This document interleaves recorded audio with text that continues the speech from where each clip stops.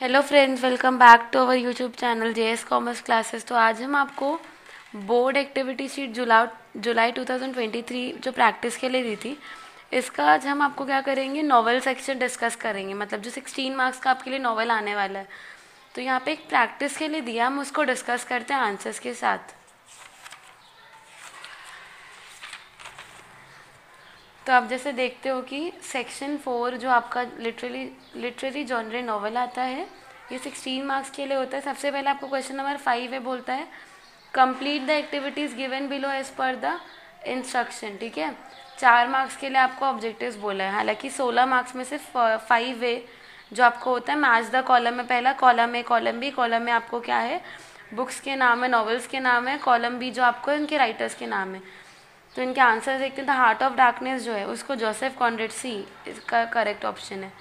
The turn off the screw जो Henry James ने लिखा है, डी इसका करेक्ट ऑप्शन है। डेथ इन वेनिस जो आपको है वो इसकी करेक्ट ऑप्शन है बी, थॉमस मैन। और डेथ और द पर्ल फोर्थ जो आपका है, इसका करेक्ट ऑप्शन है जॉन स्टेनबेक, ए। अभी क्वेश्चन नंबर 2 आपको दिए, 2 मार्क्स के लिए था आपको। अभी 2 मार्क्स के लिए और क्या पूछेगा देखते हैं। तो choose the correct alternative and rewrite the sentences. आपको क्या करना है, सेंटेंसेस को करेक्ट ऑप्शन सिलेक्ट करके लिखना है। सबसे पहला, the central idea in the novel is the dash. Novel में जो central idea, plot, theme, story, तो क्या है आपका करेक्ट ऑप्शन, थीम है। नॉवल में सेंट्रल आइडिया को थीम बोला जाता है। The main character in the novel is refer as a dash. Novel में जो मेन कैरेक्टर उसको हम क्या बोलते हैं, protagonist. The struggle between the opposite forces in the story is called dash. जो नॉवल में आपका स्ट्रगल होता है ऑपोजिट फोर्सेज में, उसको हम बोलते हैं conflict. Language and technique use in the novel is known as dash. जिस तरीके से जो लैंग्वेज और टेक्निक यूज होता है हम उसको क्या बोलते हैं, स्टाइल।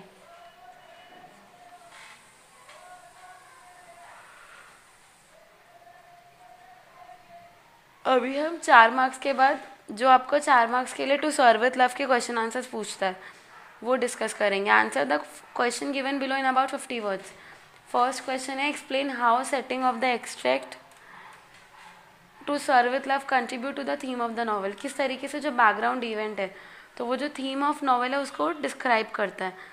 तो आपको पैटर्न तो ज़रूर पता होगा कि 4 मार्क्स का ऑब्जेक्टिव्स के बाद जो फर्स्ट 4.2 आपका नॉवल है उसके 4 mark, then 4.3 4 mark and then 4.4।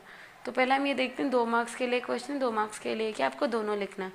तो हम इसका आंसर्स डिस्कस करते हैं।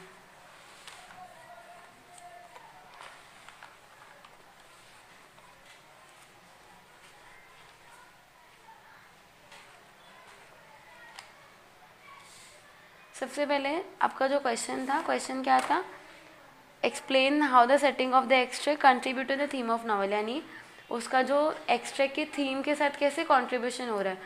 तो सबसे पहले आंसर्स में क्या बोला है, one of the theme of the novel is the teacher student relationship. Novel का एक थीम था teacher student relationship and the changes narrator pattern dealing. और जो नरेटर के पैटर्न यानी जिस तरीके से वो उनमें चेंजेस आता है अपने बिहेवियर को लेके कैसे डील करते वो था। The narrator initially had a very difficult time with the students वो डिसरेस्पेक्टफुल, इल-मैनर्ड, मिस्चीवियस। स्टार्ट में नरेटर का टाइम बहुत मुश्किल से गुजरता है क्योंकि बच्चे बहुत शरारती और इल-मैनर्ड होते हैं। हाउएवर नॉवल के में उनके क्रिएटिव आइडियाज़, इनोवेटिव टेक्निक्स और अंडरस्टैंडिंग से क्या होता है, उनकी साइकोलॉजी अंडरस्टैंडिंग से बच्चों के वो हार्ट मतलब दिल को जीत जाते हैं। He is now anxious to see how far is teaching is been effective. लेकिन क्या होता है कि इनकी टीचिंग कितना इफेक्टिव वो उसके लिए घबराते हैं। ही कैन जज it from the behaviour and attitude on students on the important day of half yearly report programme of the student council. तो वो उसके लिए फिक्रमंद होते हैं कि मतलब बच्चों का जो बिहेवियर है, एटीट्यूड है, हाफ ईयरली रिपोर्ट पे कैसा होगा वो दिन, वो लोग कैसे बिहेव करेंगे। ये रिपोर्ट जो है वो स्टूडेंट काउंसिल जो मतलब head of the school, teacher, student सब लोग प्रेजेंट होते हैं, उनके सामने प्रेजेंट करनी होती है। एक सीरियस और फॉर्मल ओकेजन होता है। तो सेटिंग में एक ऑडिटोरियम है, back end of the story backward में जैसे एक ऑडिटोरियम है, ठीक है, एक स्टेज है, एक फॉर्मल एटमॉस्फेयर बताया हुआ है, ठीक है। ओके, तो अभी आपका जो सेकेंड क्वेश्चन है, discuss in brief the plot of the extract to serve with love. तो आपको क्या करना है, जो सर्व विथ लव का प्लॉट है, स्टोरी है, उसको डिस्कस करना है।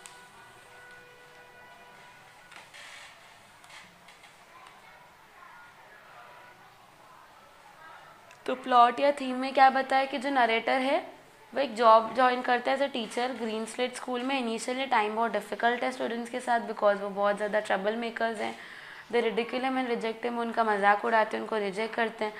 But because of the narrator's understandings ultimately leaves, और वो जीतती है और इसकी वजह से वो एंशियस भी होते हैं कि कैसे उनकी टीचिंग इफेक्टिव है नहीं है।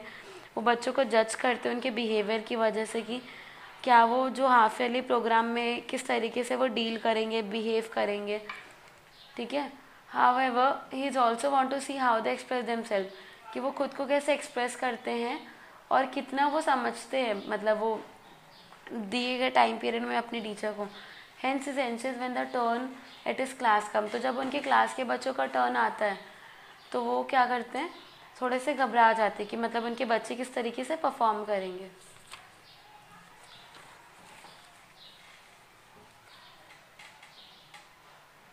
तो ये 2 क्वेश्चन जो था वो आपको मैंने एक्सप्लेनेशन दिया आंसर्स के साथ। आई होप आपको समझ में आया होगा। आप इसको शॉर्ट करके अपने कीवर्ड्स में अगर चाहे अपने वर्ड्स में लिख सकते हैं, लेकिन समझाने के लिए लिखा हुआ था ताकि आपको अगर याद करना है, रीड करना है, रेफरेंस चाहिए तो आपको हेल्प हो सकती है। अभी जो प्रैक्टिस के लिए सी जो बोला है, ठीक है, 5A हुआ आपका, B हुआ भी C, तो यहाँ पे आपके 4 8 मार्क्स हो गए।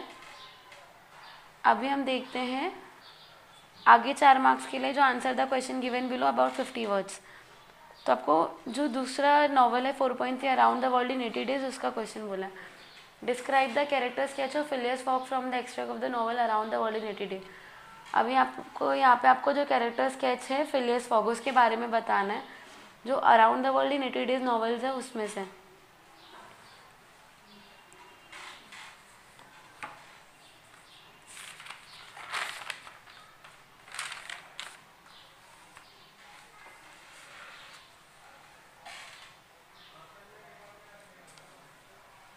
तो फिलियस फॉग जो है, फॉग क्या था, एक सॉलिटरी पर्सन था जो बहुत कम अब मतलब लोगों के बारे में, दुनिया के बारे में उसका ओपिनियन जो था बहुत कम था।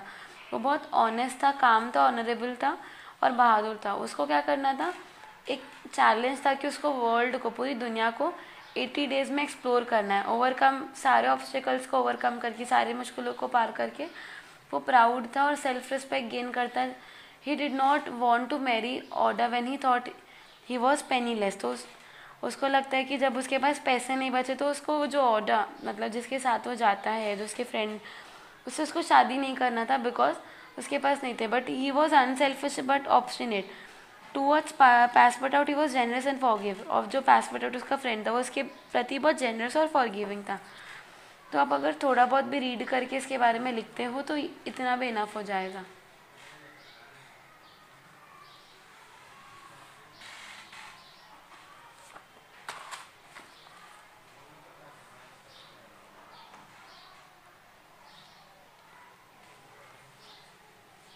अभी आपका नेक्स्ट क्वेश्चन है, compare the characters passport out and detective fix from the extract of the novel around the world in 80 days. यानी आपको क्या करना है, पासपोर्ट आउट और डिटेक्टिव फिक्स का जो कैरेक्टर है उसको कंपैरिजन करना है around the world in 80 days जो नॉवल है उसमें से आपका क्वेश्चन है ये वाला, ठीक है। तो इसका आंसर हम देखते हैं क्या बोला है। Passport out was a loyal and a faithful servant. जो पासपोर्ट आउट है वो एक सर्वेंट होता है और जो बहुत लॉयल होता है। His was loving towards fog and concern about him. तो वो जो फॉग है तो वो फिलियस फॉग के लिए बहुत लविंग होता है क्योंकि वो उसके लिए शायद काम कर रहा होता है, तो वो उसके लिए बहुत लविंग होता है, कंसर्न होता है। जब वो सोचता है कि फॉग जो बेट है वो हार जाएगा, विल लूज द बेट।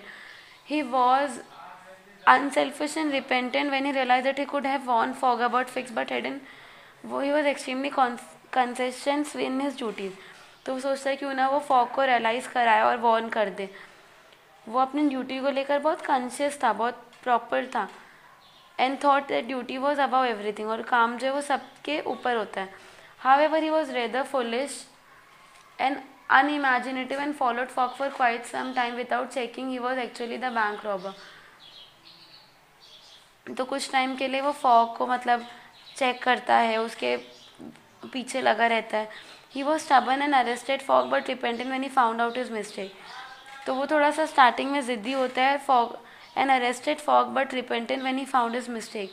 लेकिन जब उसको अपनी गलती का पछतावा होता है तो वो मतलब क्या होता है, रिपेंटेंट, वो शर्मिंदा होता है। ठीक है,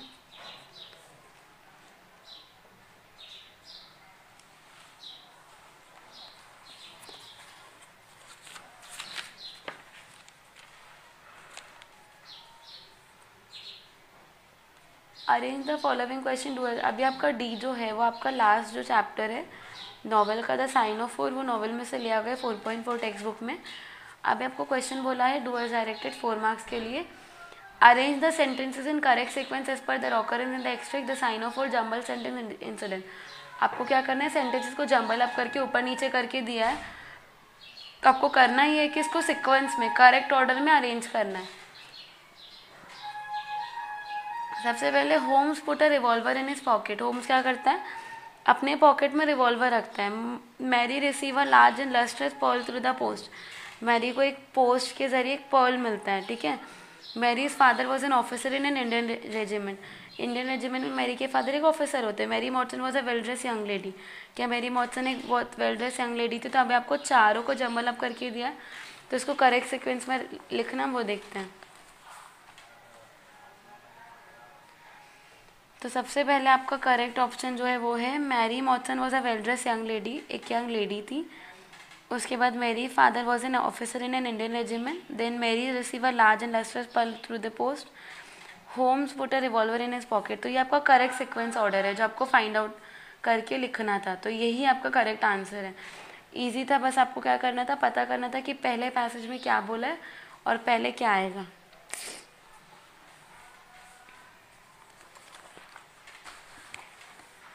लास्ट क्वेश्चन आपका, discuss the importance of the following statement in the light of the extract the sign of 4।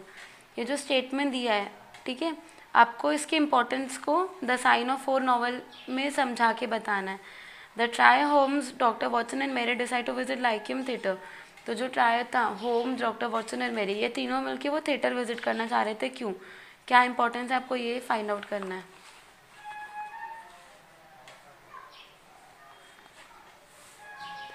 Answer में क्या लिखा है, Mary had received an anonymous letter asking her to be outside the Lyceum theatre in a particular night at 7 o'clock। तो जो Mary character है novel में, उसको एक एनोनिमस, एक अनजान लेटर मिलता है जिसमें उसको बोला गया था कि आपको लाइकियम थिएटर में जाना है 7 बजे रात में, एक पर्टिकुलर नाइट, एक पर्टिकुलर दिन पे। Letter said that it would be to Mary's advantage if she come. Letter में लिखा था कि अगर वो जाती है वहाँ पर तो वो उसके ही फायदे के लिए है। The letter also mention that she could bring 2 friends with her. Letter में ये भी बोला था कि वो अपने 2 दोस्तों को साथ में लेकर आ सकती है। However, she did not have any friends who could accompany her and so she asked Holmes and Watson if they could do so। लेकिन उसके हालांकि कोई दोस्त नहीं होते तो वो होम्स और वॉटसन जो जिनको वो जानती है उनको पूछती है कि क्या वो उसका अकम्पनी करेंगे, क्या वो उसके साथ जाएंगे। They agreed and Holmes, doctor Watson and Mary the trio decide to visit Lyceum theatre. तो जब वो आखिर में दोनों मान जाते तो वो क्या करते हैं, मैरी के साथ जाने के लिए तैयार हो जाते हैं। That was the first step to saving the case. तो ये पहला स्टेप था जो केस सॉल्व करने के लिए उन्होंने स्टेप उठाया कि वो लाइकियम थिएटर को विजिट करेंगे। तो आई होप आपको जो ये 16 मार्क्स का एग्जाम्पल था कि किस तरीके से आपको क्वेश्चन पूछा जाएगा नॉवल सेक्शन में, वो क्लियर है। आपको वीडियो समझ में आया होगा और आपको हेल्प हो सकती है वीडियो के आंसर्स और जो भी एक्सप्लेनेशन उसके ज़रिए। ये वीडियो को अपने दोस्तों के साथ शेयर करना ना भूलें जो HSC में, इनको इंग्लिश में बहुत हेल्पफुल हो सकता है।